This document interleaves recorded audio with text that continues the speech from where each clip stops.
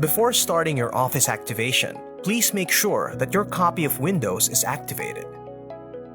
Your activation location is in the same region where your device was purchased. The device's date and time are set automatically. Now, let's get started with your Office activation. It only takes 7 steps to activate your copy of Office. Step 1. Launch any Office app from your app list or by typing in the search bar.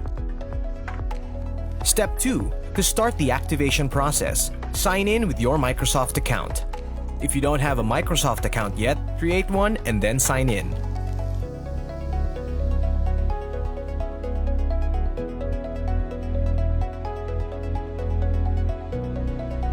Step 3. Click on the Activate Office option when it pops up. Step 4. When a web browser window appears, sign in with your Microsoft account and follow the next activation prompts. Step 5. Follow the instructions and complete steps 1, 2, and 3 of the activation process. Step 6. Once Office is ready, open your Office app and click on the refresh icon.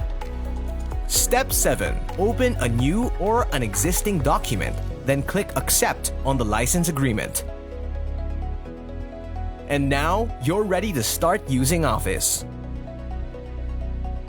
Get more, do more with a complete PC.